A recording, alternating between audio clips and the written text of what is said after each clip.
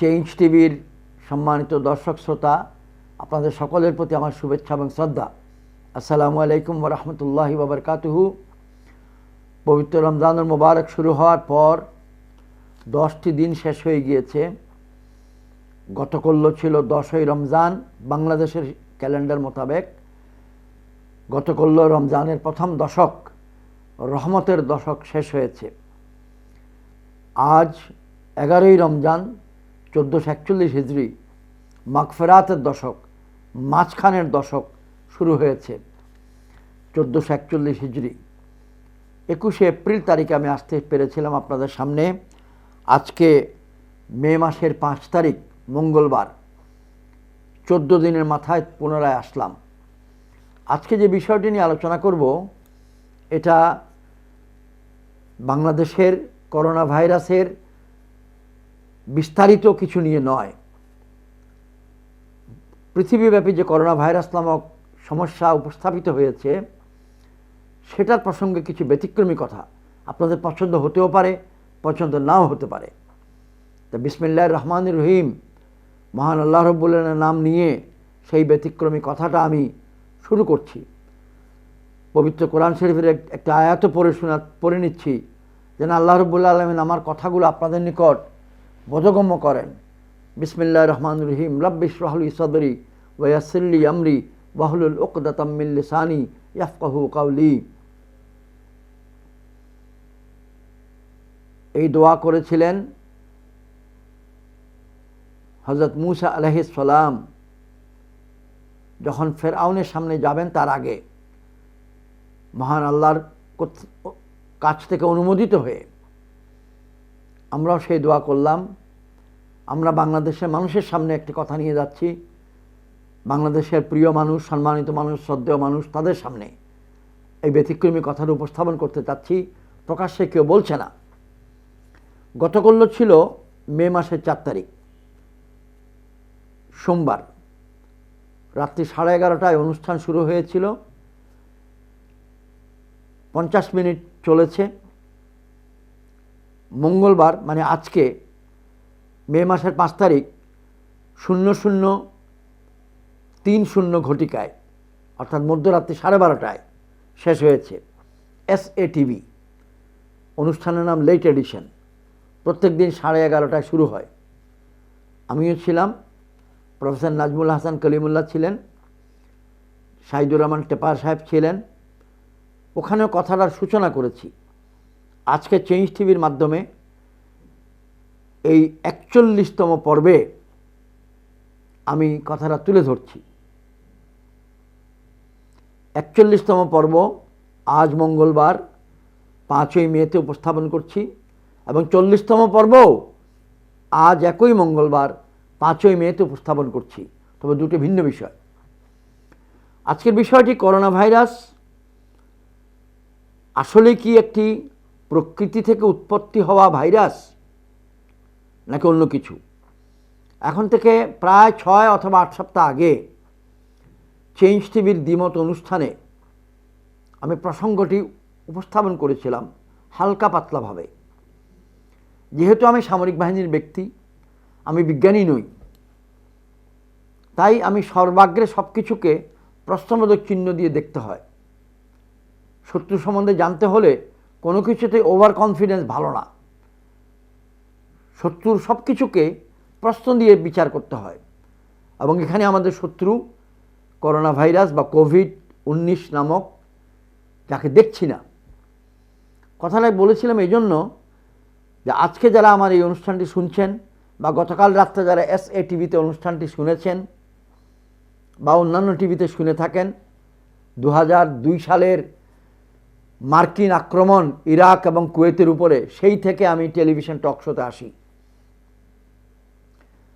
তাদের নিকট আবেদন থাকবে যে কথাটিকে হঠাৎ করে ফেলে দেবেন না, মেহেরবানি করে গভীরভাবে চিন্তা করুন।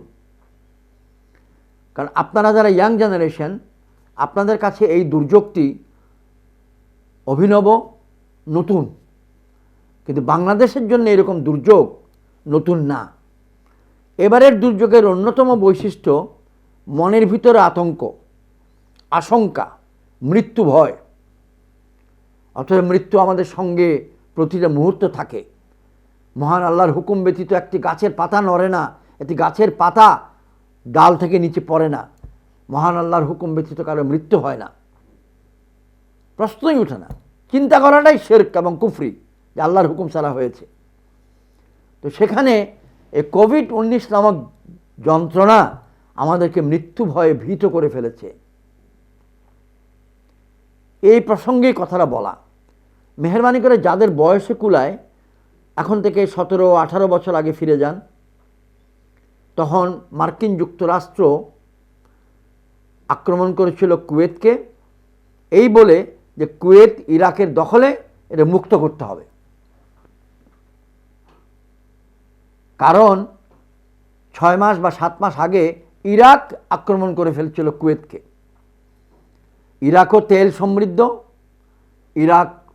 কুয়েতও তেল সমৃদ্ধ, মধ্যপ্রাচ্যের দুটি ধনী দেশ। সেই সময় ইরাকেও অনেক বাঙালি ছিল, অনেক না, কারণ চলে এসেছিল অনেক লোক, আর কুয়েতে প্রচুর বাঙালি ছিল। ইরাক আক্রমণের জন্যে যেই কারণটি পৃথিবীর মানুষকে দেখানো হয়েছিল, ওয়েপন্স অফ মাস ডিস্ট্রাকশন, মানুষ বিধ্বংসীকারী বা গণবিধ্বংসী মারণাস্ত্র, ওয়েপন্স অফ মাস ডিস্ট্রাকশন, মাস মানে গণ, জমায়েত, এইরকম অস্ত্র ইরাকের প্রেসিডেন্ট সাদ্দাম হোসেন লুক্কায়িতভাবে প্রস্তুত করেছে, উৎপাদন করেছে এবং লুকায় রেখেছে, এবং এটা সে পাশ্চাত্য বিশ্বের বিরুদ্ধে ব্যবহার করবে। এই অজুহাতটিকে সমর্থন করেছিলেন তখনকার আমাদের প্রেসিডেন্ট বুশ এবং ইংল্যান্ডের প্রধানমন্ত্রী জনাব টনি ব্লেয়ার। কিন্তু সেই আমলেও কিছু সংখ্যক সাংবাদিক বলছিলেন বারবার, কিছু সংখ্যক বুদ্ধিজীবী বলছিলেন যে এটা ভুয়া। কিন্তু আমেরিকার অর্থনীতিকে বাঁচানোর জন্যে, পাশ্চাত্যের আধিপত্যকে রক্ষা করার জন্যে তারা এই থিওরিটাকে ধরে রেখেছিল। তদন্তে প্রমাণিত হয়েছে এটা ভুল এবং ভুয়া। গোয়েন্দারা এটা বানিয়েছিল। একটা ড্রামের আওয়াজ শুনুন, আমি টেবিলে বাজাই, প্রথমে ছোট তারপরে বড়।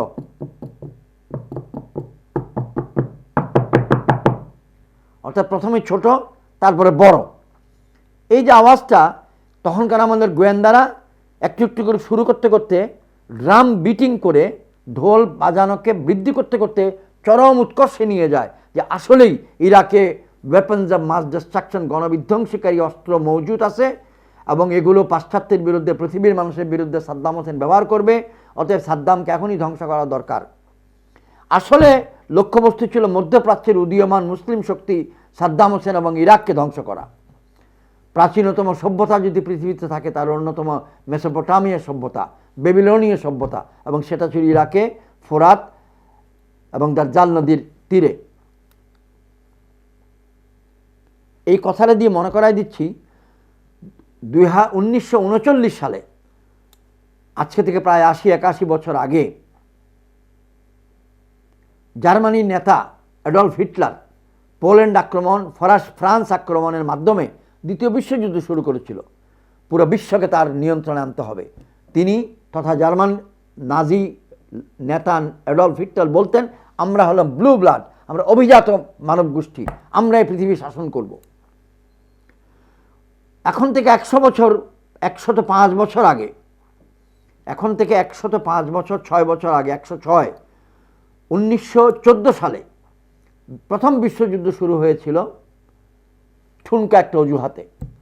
সেটা ছিল অস্ট্রিয়ার যুবরাজ ভিন্ন দেশের নগরীতে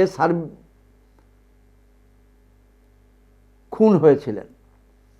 এটা ছিল তাৎক্ষণিক কারণ, কিন্তু দীর্ঘমেয়াদী কারণ ছিল জার্মানির নেতা বিসমার্ক, প্রধানমন্ত্রী, 1870-1875 আমলের কথা, এবং জার্মানির রাজা কাইজার, যাদের উপাধি ছিল, তারা চাচ্ছিলেন জার্মানি পৃথিবী শাসন করুক। আমি 3টি কথা আপনাদের সামনে আনলাম সম্মানিত ভাইয়েরা বোনেরা।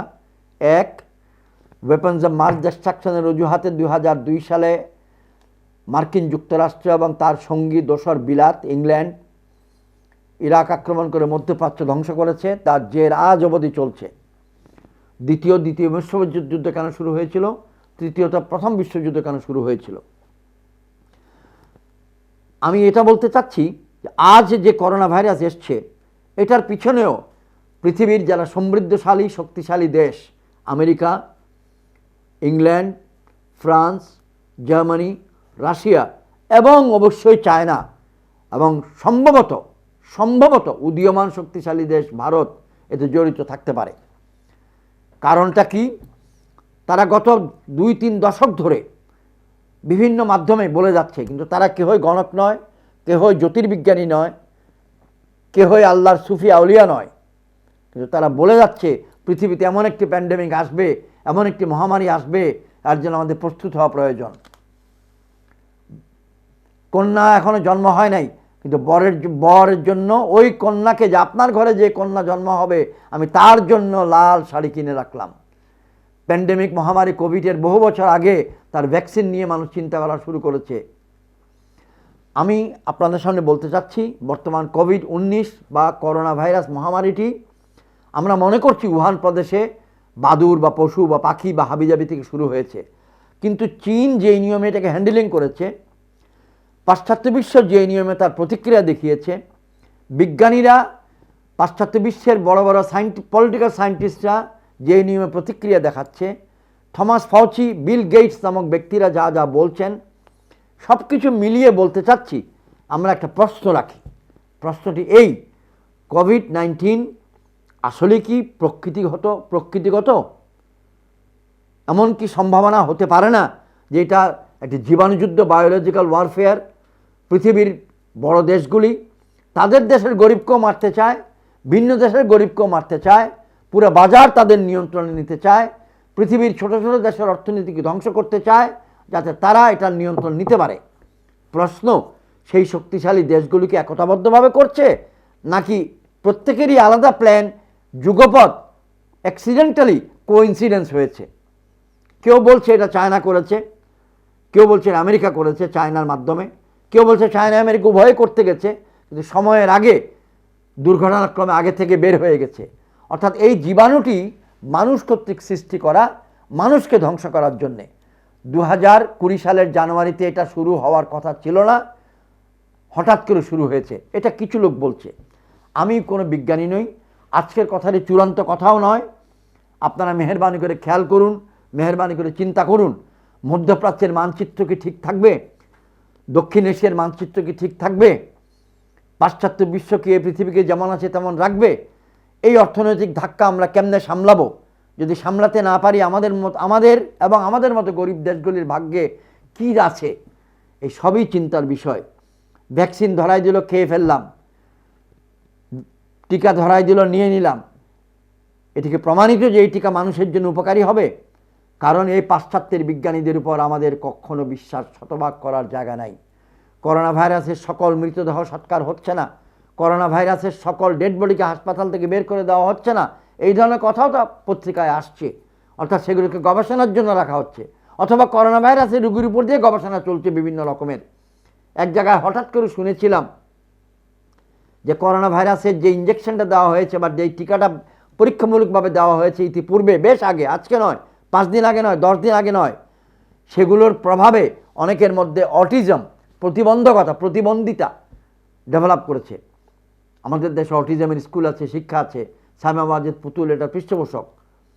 তাই আমি বাংলাদেশ সরকারের জ্ঞানী ব্যক্তিদের নিকট, বাংলাদেশের বুদ্ধিজীবী সমাজের নিকট, আলেম ওলামা সম্প্রদায়ের নিকট এই প্রশ্নটি রেখে যাচ্ছি যে মেহেরবানি করে চিন্তা করুন, করোনা ভাইরাস থেকে মানব সৃষ্ট নাকি করোনা ভাইরাস প্রকৃতিগত। কিন্তু বিপদ যখন আসে, আল্লাহ রাব্বুল আলামিন মানব জাতিকে পরীক্ষা করেন বিপদ আপদ দিয়ে।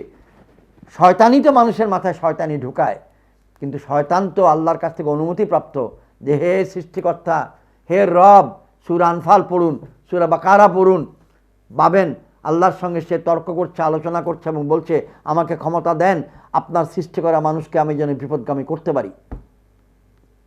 আজকে সৈয়দ মোহাম্মদ ইব্রাহিম আপনাদের কাছ থেকে বিদায় নিচ্ছে, এটা চিন্তা করার জন্য 41তম পর্ব দ্বিমত বিদায় নিলাম। যদি আপনার চিন্তার খোরাক হয়ে থাকে আলাপটি, মেহেরবানি করে বন্ধুবান্ধবের সঙ্গে শেয়ার করুন, আরও লোককে শেয়ার করার সুযোগ দিন।